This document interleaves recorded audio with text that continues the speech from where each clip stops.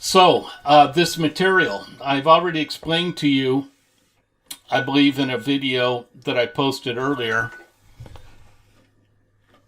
that I have essentially spent 20 years, actually more than 20 years, probably 25 years, learning and practicing and testing and refining and inventing and creating the best field management system that I could. And when I started doing that, I didn't set out to do it to teach it to other people. I did it for my own benefit, but it has become pretty popular. Contractors that I work for want to know what it is I'm doing and how I'm doing it. And so I went ahead and put together a course.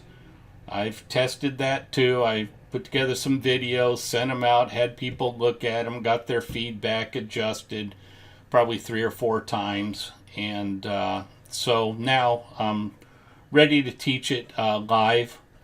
It is probably going to take about 5 weeks to get you through the majority of this. And I don't know what your commitment level is.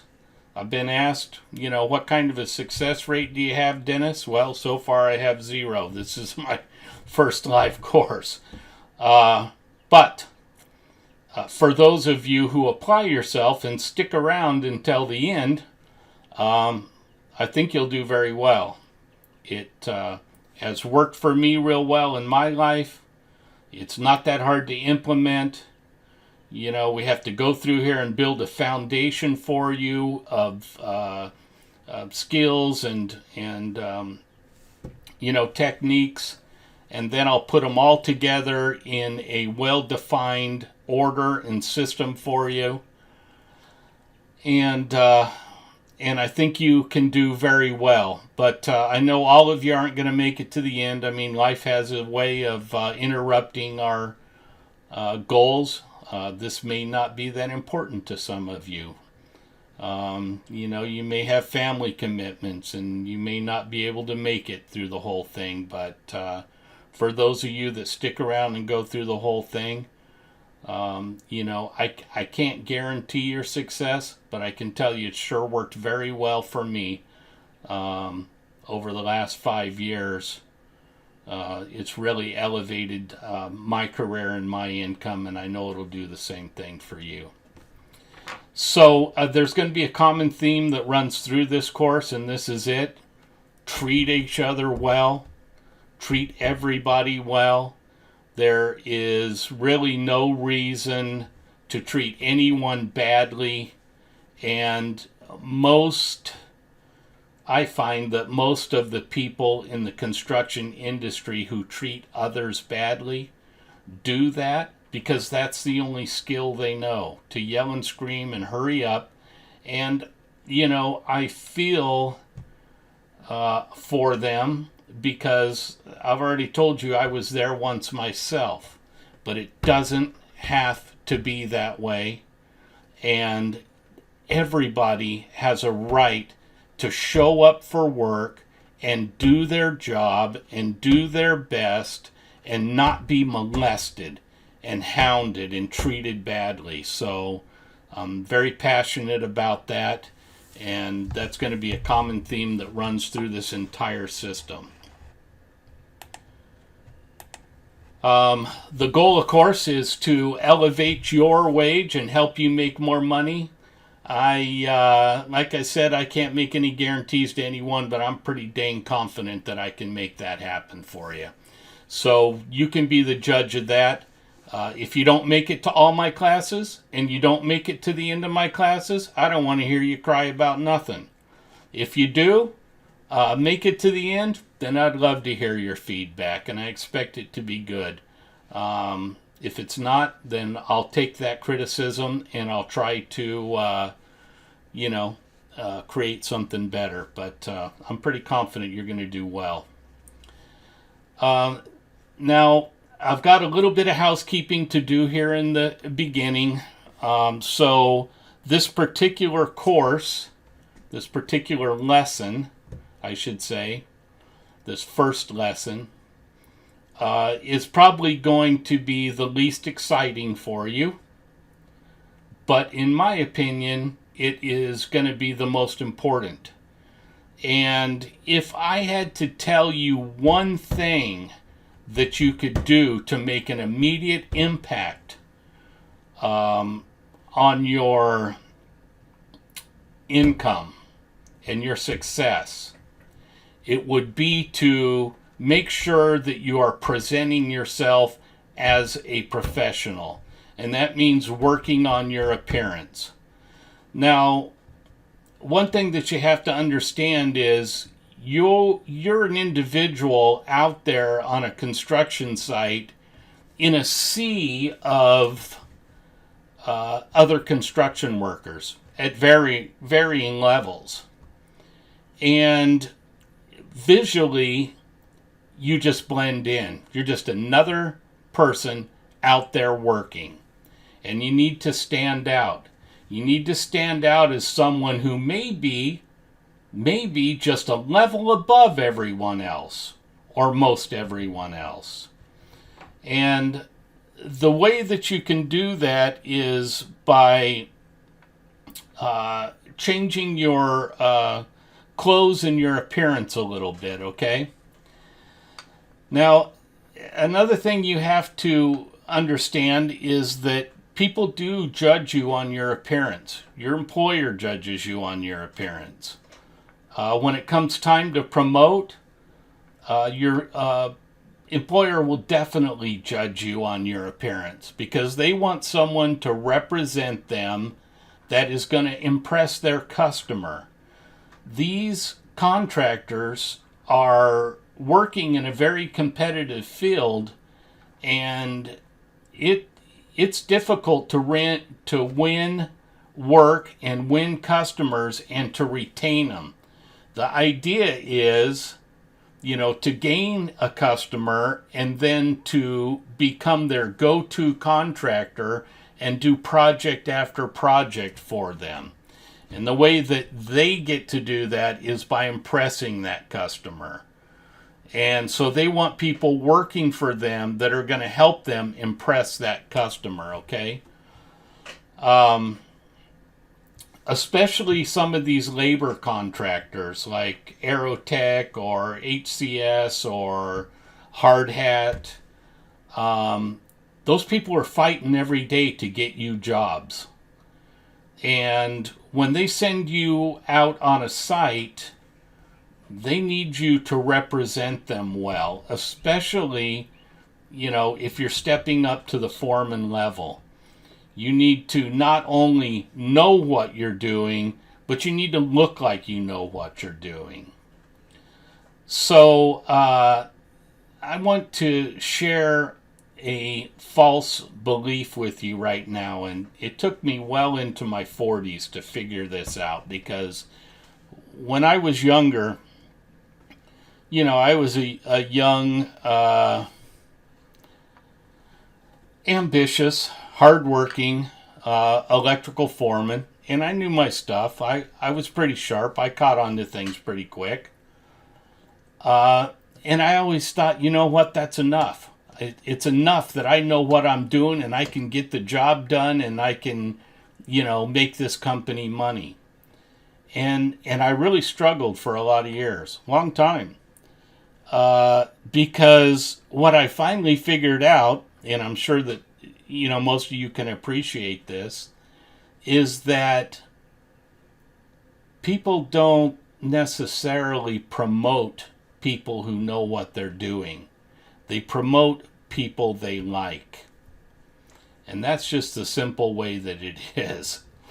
I've had bosses that I worked under that I had to hold their hand because they didn't know a damn thing. But maybe the owner of the company or someone high up in the company liked them, and that's how they got their job. And so it's not good enough. It's not good enough to just know what you're doing and be good at your job. you also have to be liked. And I already told you that the common thread running through this entire course is going to be treating each other well. Okay?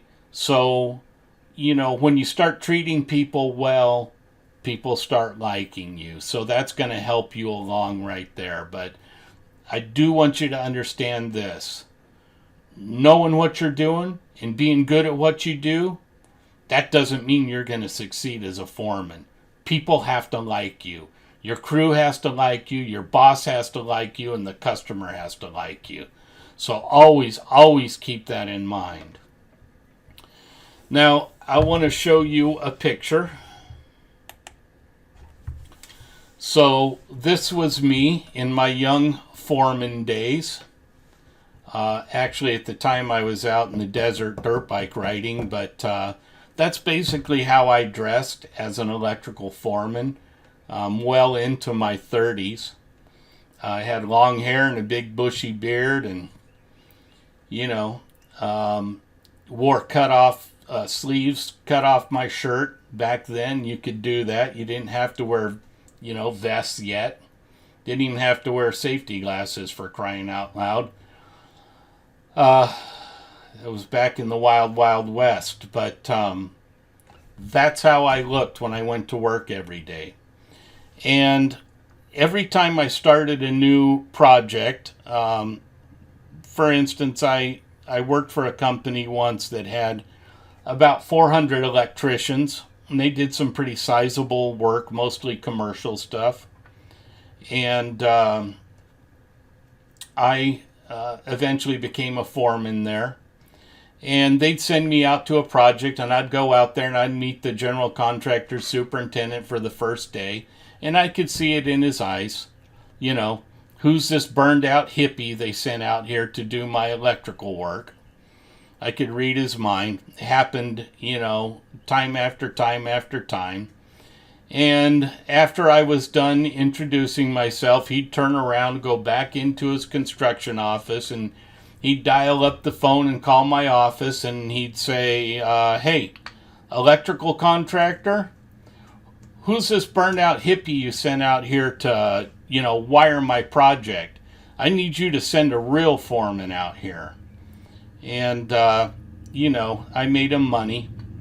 So, they would tell him, hey, that is a real electrical foreman, and we're not going to trade him out, and he's going to build that project for you. And then that superintendent would ride my ass. He'd ride my ass probably for a week or two until I saved his a couple of times. And sooner or later, he would figure out, hey, this guy really does know his stuff. And by the time the project was over, he would be, requesting me on his next project. But it was a little game that we had to play, and it was because, I had the attitude that I could look however I wanted to look, as long as I went out and got my job done. But in my mid-20s or so, my hair started to turn gray, and by the time I was 30 or so, it was getting pretty gray. And I don't know if you know anything about gray hair, but gray hair doesn't behave itself real well. And I'd comb it right, and it'd go left, and I got tired of fighting with that hair. And one day I went into the barber shop, and I told him, cut it off. Just cut it all off. I'm tired of it. And he did. Now, the week previous to having my hair cut, I could have been out on a job site with a bunch of other tradespeople, maybe the plumbing foreman and the HVAC foreman and the superintendent and whoever, and I could have stated an absolute fact, and they all would have looked at me like I was a kook. But once I cut all my hair off, I suddenly became their wise old grandpa. And whenever I had something to say, people started leaning in and listening. and actually believing what I had to say. I mean, it was like night and day. It blew my mind. Excuse me a sec.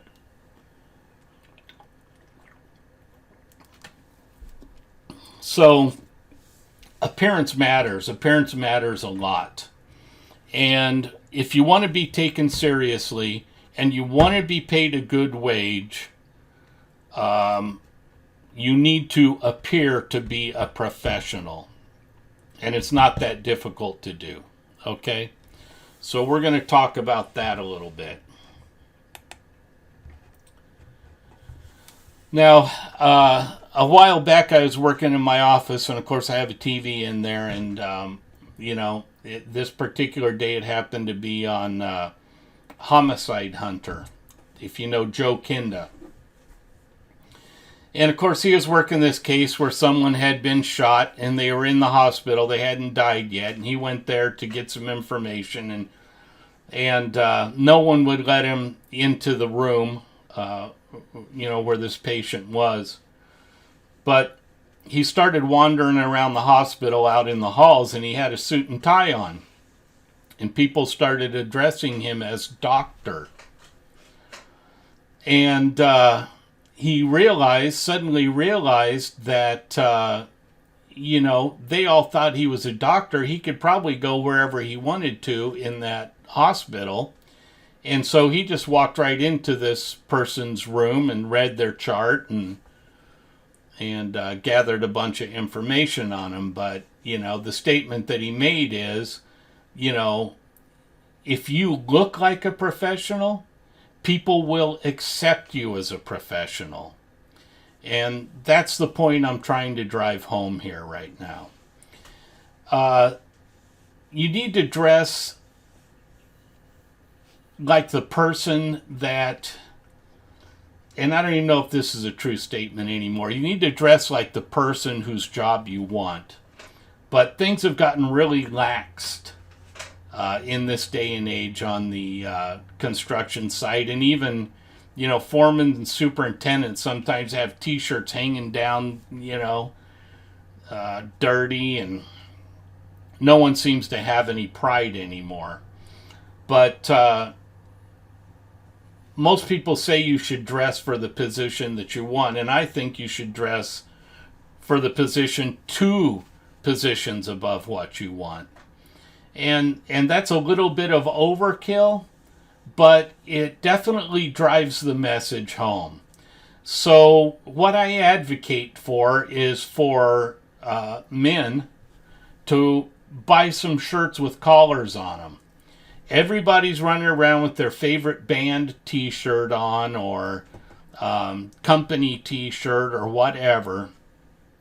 Okay? If you put a shirt on with a collar and long sleeves, you can roll the sleeves up if you want, or you could wear short sleeves. I think long are better. They protect you from the sun anyway. But just having a collar on your shirt makes you stand out. And what I do is I go to the Salvation Army, and here's the thing that goes on there at the Salvation Army, in case you don't know. Women buy their husbands' clothes all the time, and husbands don't wear them. Okay? So they sit in the closet and sit in the closet, and pretty soon, a year or so down the road, the wife takes them to Goodwill. And I buy brand new shirts there, name brand, high dollar shirts sometimes, for $2.77. And I wear them to work. And if I rip one or get one dirty, I just throw it away or use it for polishing my truck. Okay, you can't buy t-shirts for $2.77, but you can buy shirts with collars on them at Goodwill for $2.77. So, to be accepted as a professional, you need to look like a professional. Keep your jeans clean. Not ripped up. Most companies won't let you wear torn jeans anyway. They don't have to be new. They can be used. They all fade out in the sun. We know that. And they get dirty and you have to wash them. But if they're horribly stained or torn or worn, replace them, get something else. You can buy those cheap at Goodwill too. All they're for is working in all day long.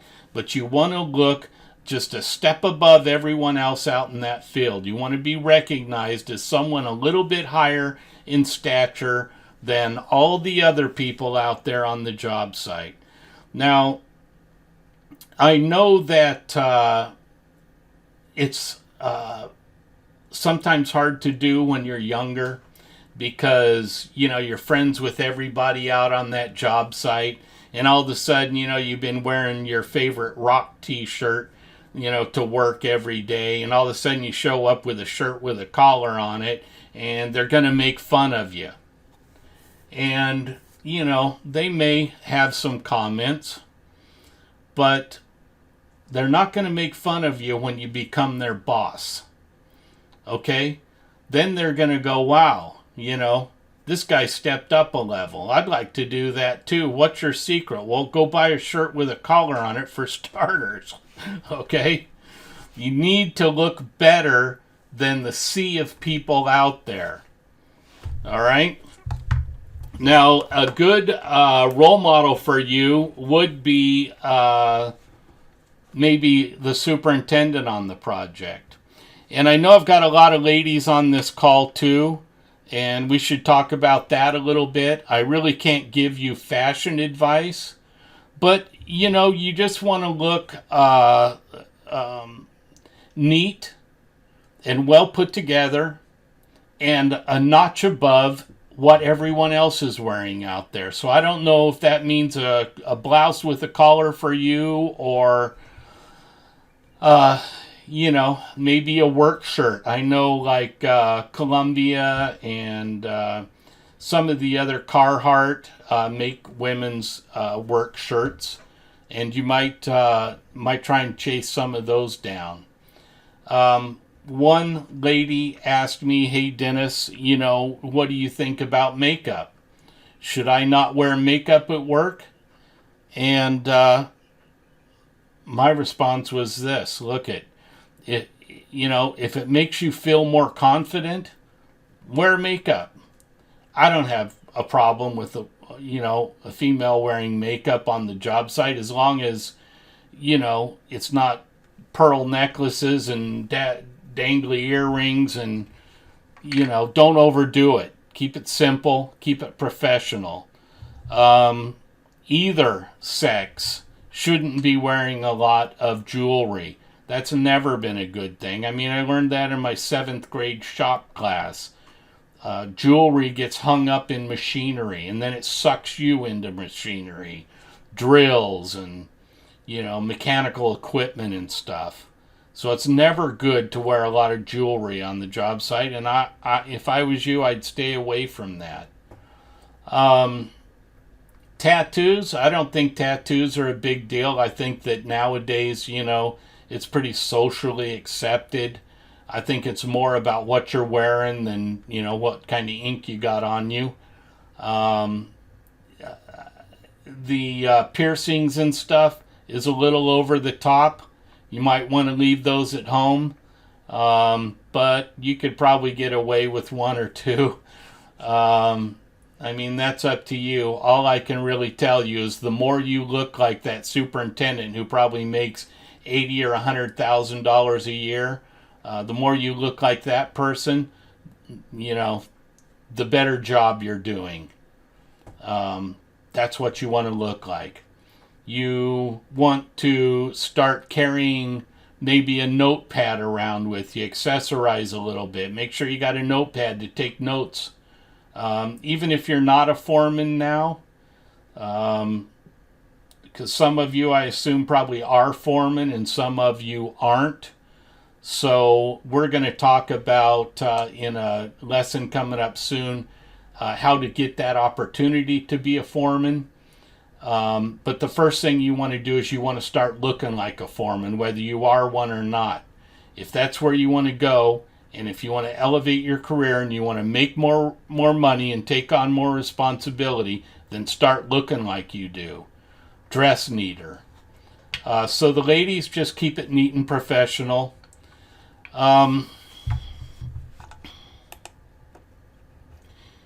I'll tell you another little story. I worked at a prison in Kansas for a while. Started off as a correctional officer, and it was the prison for the criminally insane in Kansas. So it was a pretty wild time. And every day they'd, lock me into my living unit with my 25 or so inmates and my radio. And, every day those inmates would tell me, we're going to kick your ass today, Thomas. And I'd say thank you and spend 8 hours with my back against the wall. Because the guy who had the living unit before me didn't keep his back to the wall, and he ended up in the hospital. So, but I didn't take that job because I wanted to be a corrections officer, although I did enjoy it. I took it so I could work in the maintenance department, and I eventually transferred there. And I worked out there for a while, but I was a single dad for a long time. Raised my son on my own. And when he got into high school, things got pretty expensive. Cars and insurance and dates and proms and, all the things that go with that, sporting events and things. And so I wanted to promote and make more money. So normally I had to wear a uniform, brown pants with a tan shirt, correctional uniform, correctional maintenance uniform, I should say. But on the certain days you could buy a ticket, donate to a charity, in other words, and they'd let you wear regular street clothes. So, everybody would usually make that contribution just for a chance to, wear some normal clothes. And whenever those times came, my boss and most of the upper level people, they'd wear jeans and a t-shirt. So when I bought my ticket, I'd put on a nice pair of khakis and a polo or a button-up shirt or something, try to look a little more professional. One thing that I like to do, and one thing that you should do, is whenever you have an opportunity within the company that you're working for to show up to an event or a gathering and dress like the people in the office, you need to do that, because then they start accepting you as being socially on their level. And they start remembering you, and they start liking you because you're like them, right?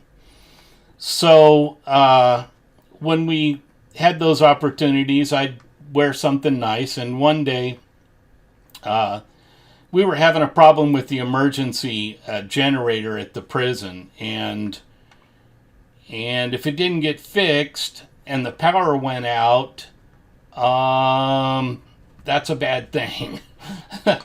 So I actually came up with a solution, a temporary solution, permanent solution too for that.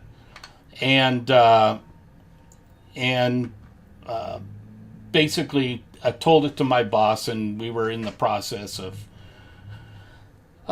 getting that implemented. And on this particular day, he was wearing his jeans and his t-shirt, and so was his boss. I was wearing my nice khakis and my button-up shirt, and we were standing around outside the generator room talking about this problem and the solution. And a very important person from the state happened to walk up. And of course, since I was dressed the nicest, he started talking to me. He thought I was the boss. My boss was standing right there, and started asking me a lot of questions, And I answered every one of them. I answered every one of them because I'm the guy who came up with the solution, because my boss didn't have any electrical background whatsoever anyway. But it kind of hacked my boss off. I could tell that he I hijacked his big discussion with the state guy because I was dressed nicer than him. So, just another example of, how much your appearance matters, okay? Dress at least a level above where you are or where you want to be. I already told you that you could go to Goodwill and you can get those shirts with collars on them for $2.77. I get nice ones I live just outside of Tampa, and I get nice shirts there all the time. Fill my closet up with them. They get dirty, you can throw them away if you want. Make sure you attend any work functions that you can, and dress, like the people in the office when you do that. Let them see that, the other side of you. It's a good opportunity for them to get introduced to the professional you. So make sure, don't go over the top. Dress nice, dress professional. On the job site, look clean and professional. Hair can be whatever length, but keep it neat. And beards and stuff, keep them trimmed. Just keep a good, clean appearance as best that you can. You want to look different than everybody else out there. You want to look more professional, more polished, and more capable.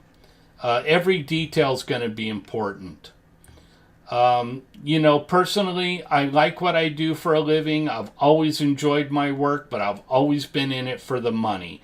And if you got to go out there and spend 8 hours every day working your butt off, and a lot of times out in the hot sun or the cold in the winter time, you ought to be getting paid as much as you can for it. So look like a professional. And, I'd also like to say that, I'm going to give you a lot of strategies for boosting your income. This is just the first one. But if you fail to execute on any of these strategies, you're cheating yourself out of a certain portion of income that you could be making. It's that important. And appearance is one that, you can change tomorrow, and believe me, the recognition will be immediate. People will notice. Let people know that you can fit into their environment. Now, I'm sorry. I'm really sorry. But people who can help you advance yourself in your career care about how you speak. So now we're going to talk about our language and how we talk to people. And it's not important to have a huge vocabulary and be able to dazzle people with big words. It's not what it's all about. It's about speaking clearly. And these people that you're going to have to deal with at a higher level, at the next level up, they're not going to understand a bunch of street slang. And, I understand, that when you're young, you might talk like a gangster, and that's fine, because I was young once too. But don't do it on the job site. Do it when you get home, okay? These people on the job site, speak to them clearly. Use clear language so that they can understand you and the thoughts you're trying to convey to them. They're going to judge you on your language. And if you have to be there for 8 hours every day and work your butt off, why not get as much money as you can for it? And the reality is that how you speak and how you present yourself is going to play a big role in that. So just keep the language normal on the job site. It wouldn't hurt to, take your vocabulary up a notch. As a matter of fact, there's been a lot of studies that show that people with larger vocabularies earn more money. And there's probably a reason for that. Okay? You also need to be able to convey your thoughts and instructions to your crew clearly. Okay? And some of them aren't going to understand a bunch of jargon. Give it to them plain and simple. Here's the deal. When you're addressing a crew and instructing them, it's very important that they do what you ask them to do correctly. And if you're not very clear in your instruction, then they're going to flavor your instruction with their own ideas. Okay? And a lot of times those ideas aren't good. Okay? And you're the person, the man or the woman, who is going to be responsible for what they do. So you need to be very clear when you talk to your crews. And, just keep the language simple and clear and concise. I have a friend that I work with, and I love this guy. I'm telling you, I have used him on a lot of projects. He's one of my favorite go-to guys when I need a leader on one of my projects. But he talks in analogies and metaphors and,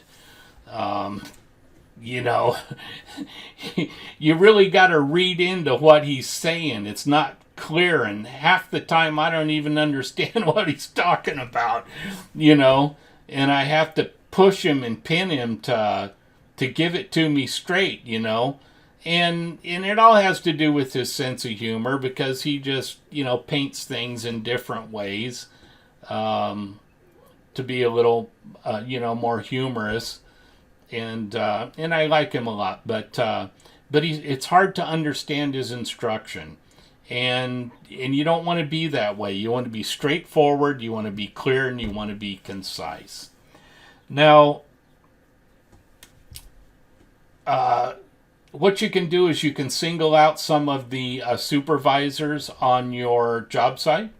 You can listen to how they talk and how they instruct people. I guarantee you that if they have some type of a leadership role, whether through training or the school of hard knocks, they've learned that they need to be clear and concise when they instruct people. I'm going to talk more about this with some other techniques down the road just a little ways.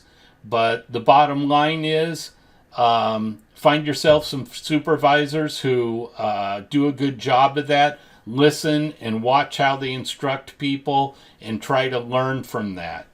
And you're going to find out that these people have their own buzzwords or their own slang, and it's all construction jargon, and a lot of it is acronyms, because seems like in the last, 5 or 10 years, all the colleges have started using a lot of acronyms, okay? Because, if you don't go to college and study the acronyms, then you might not know what that means, and that's how they, convey to the world that their people are educated, because they know acronyms. And there's a lot of them that you're going to have to learn. So when you talk to these supervisors and stuff, listen for those buzzwords, those acronyms, and ask them what's that mean. Don't feel stupid. Just say, hey, I'm not familiar with that. And, what's an RFI or, PRF or just whatever. Okay? Now, there are some ways to improve your speaking ability. Okay? Nowadays, it's pretty easy. Because you can just go on your phone and download a vocabulary app, all right? You can plug that into your car and listen to it on the way to work and learn some new words.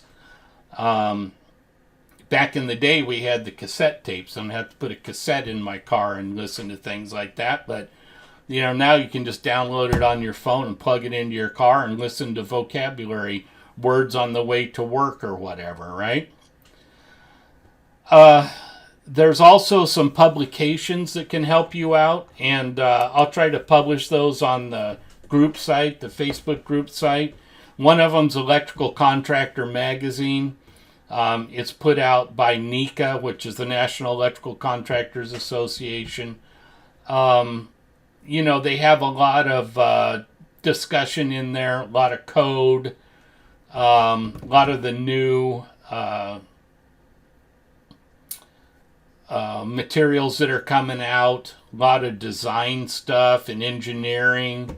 So it's a free publication. All you got to do is go online, give them your address. They'll either shoot you the electronic version every month, or they'll actually mail a copy to your house if you want. And it's a great magazine to read through because you learn a lot of the construction jargon, and you need to do this. If you're listening to Dennis, if you're going to listen to me now and apply for these magazines. Have them come to your house and just read through them, once a month, and start getting used to construction professionals and the jargon and just a lot of information in there that will help you fit your role better. Okay. Another one that I really like is Electrical Construction and Maintenance Magazine.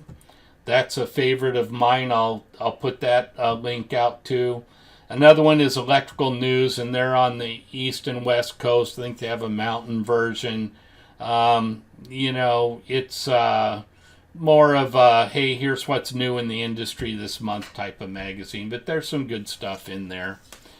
You can also go on to chat rooms. Electrician Talk is an excellent chat room. You should subscribe to that. And you should go on there and you should read what's being discussed and participate a little bit. If you're on a project and you're in a bind and you need to get an answer real quick, shoot, you can go on there. I've done it before and posted, hey, here's my situation. What have you guys ever encountered this, and what was your solution, and do you have any thoughts on this situation? And they'll speak up and they'll give you tips. Facebook groups is a good one. I know a lot of you are plugged into that. The more technical groups are probably what you'd want to get involved in. More of the maybe project management or code discussion or some type of supervision, construction supervision group like that. Great to participate in, just to get yourself those people in that group, they don't know what your level is, and so you can mingle with superintendents and foremen and contractors and just get a real good feel for how they talk, how they interact, and what you need to do to fit into that group, because that's where you want to be. You want to be with those people. You want them to recognize you. Identify some of the best members and then follow them, so you can, always hear what they have to say. Read. And yes, I said read. Nowadays you can get books, audio books on just about anything, and I'm all for audiobooks. I listen to them in my car all the time. Have for years. Audible.com is a great source. But it's also good to read too, and you can get books at the library. You can go to the bookstore and get them. When I was younger and doing all of my research, I was constantly in and out of used bookstores.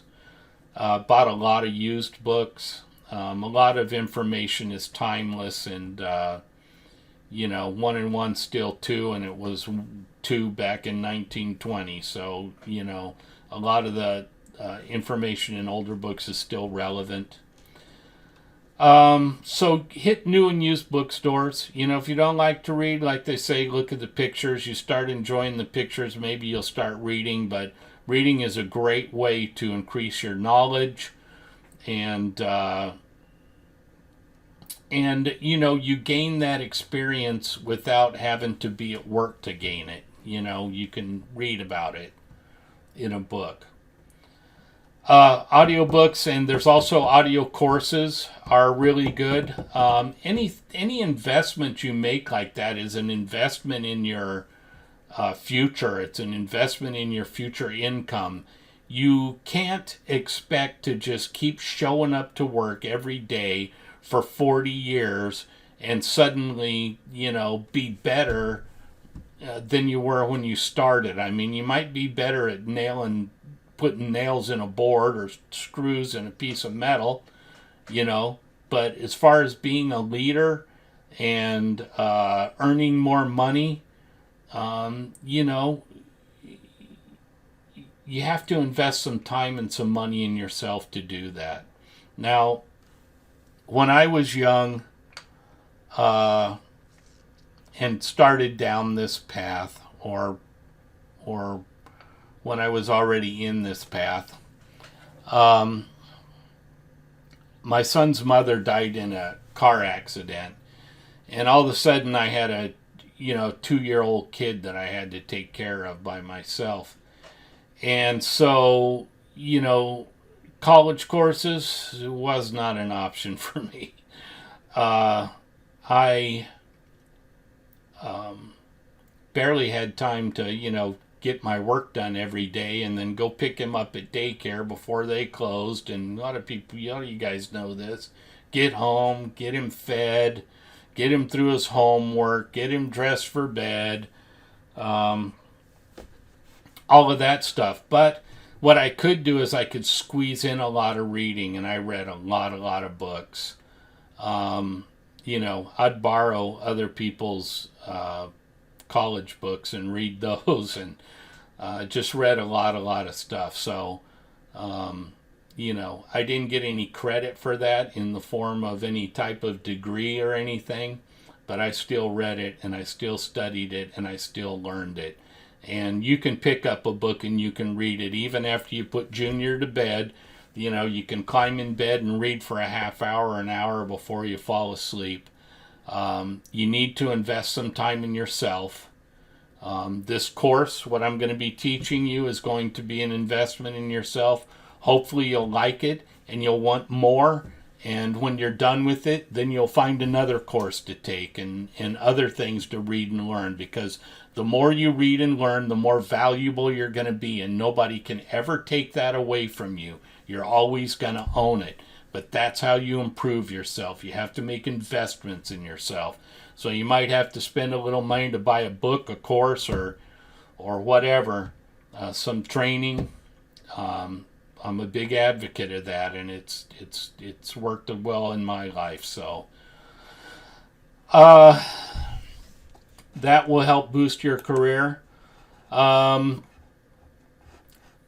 There's a lot of options in both audio and video courses. There's vocabulary management, time management, negotiating, and all kinds of other topics. You can even learn to estimate out of a book. I did that. I've read several books on estimating, and then all of a sudden I got a job as an estimator. And I've done that, a lot over my lifetime. So used bookstores, garage sales, online auctions like eBay. People buy stuff and they don't use it, and then they sell it cheap, and that's what you want to do. You want to get it cheap. Every course is an investment in your career. Nightingale.com sells a lot of courses, and I'll try to put this out in the group in some type of a post. MikeHolt.com has a lot of really good training for electricians. Stuff you can use, scheduling, estimating, code, lots of stuff there. Vocabulary builders are great for improving your speaking skills. I already told you the studies, reveal a correlation between vocabulary and income. So building your vocabulary is definitely a good thing to do. You can put an app on your phone. It's easy to build your vocabulary quickly just by listening to vocabulary books on tape or whatever. You don't need a lot of big words, and don't use them because people will look at you like you're goofy. You just want to be clear and concise, and you really need to clean up your language because you're not talking with the homies anymore. You're talking to construction professionals, and you need to fit in there. If you want to make the money and you want to climb the ladder, that's the new group that you have to fit in with. But the good news is, after work, you can go have a beer with your homies. It doesn't matter. You can talk however you want over there. When you're at work, be professional. Be conscious of how you speak and how you look.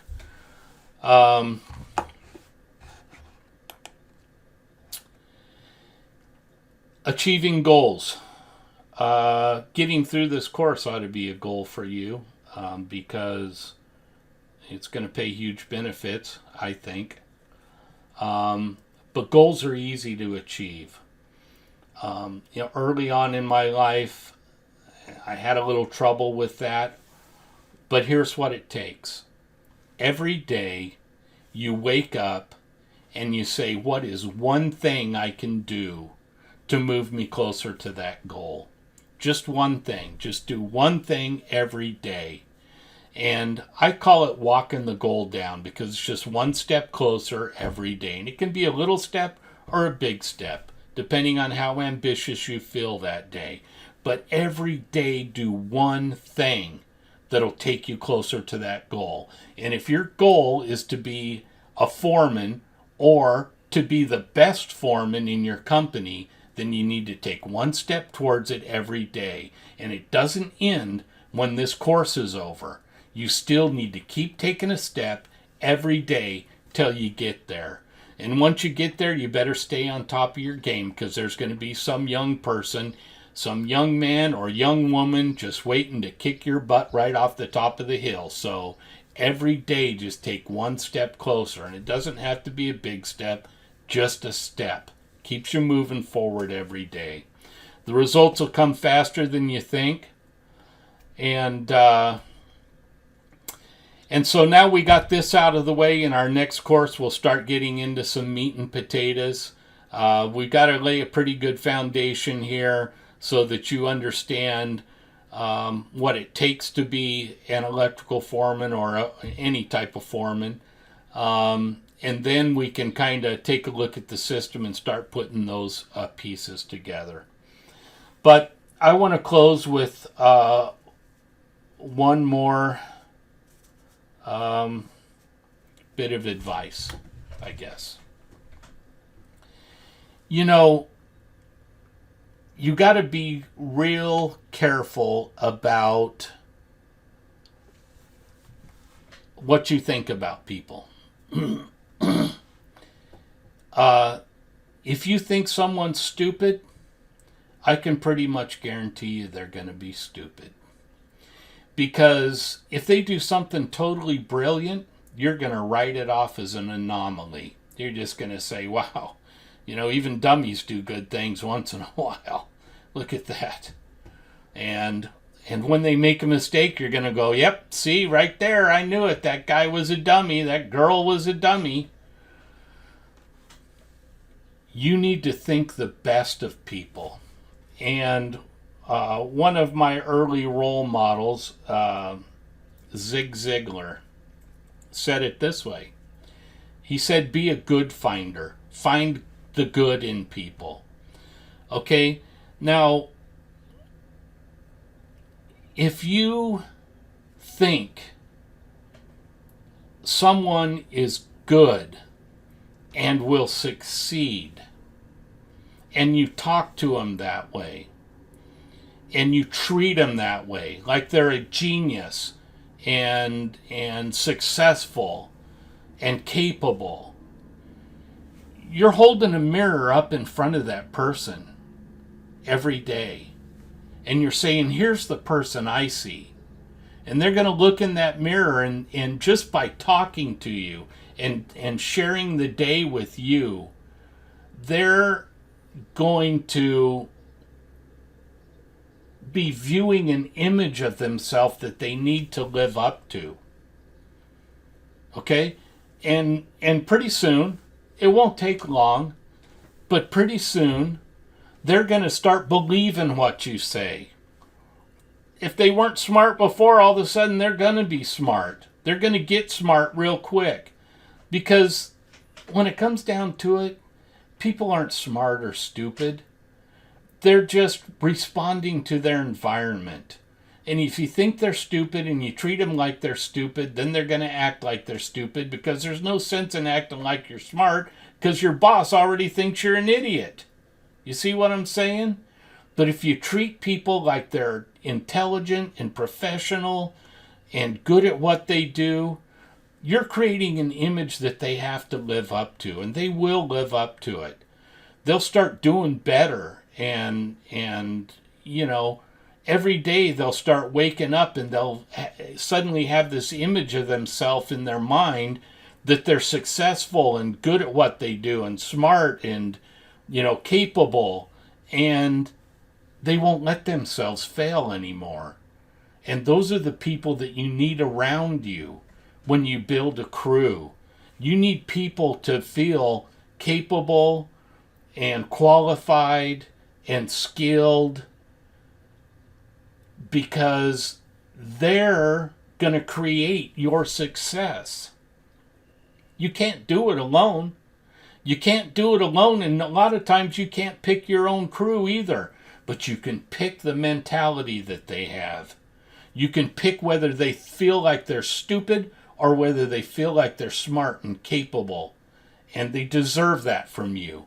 That's part of your responsibility as a leader, is to make them hold a mirror up and show them the person that you want them to be and make them perform at that level. And we're going to get into accountability further on down the road and how to hold people accountable, because look,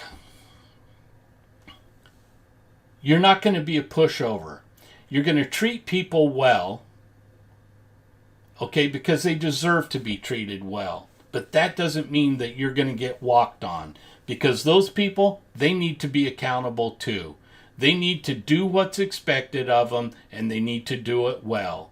Okay? So we're going to hold them accountable, but we're going to do it by encouraging them and applauding them and helping them to be the best that they possibly can, because that's what a leader is. Someone who can build a crew, who can get things done out of a group of people that you've never met before, some of which don't want to even be there, and take that group and create a success with it.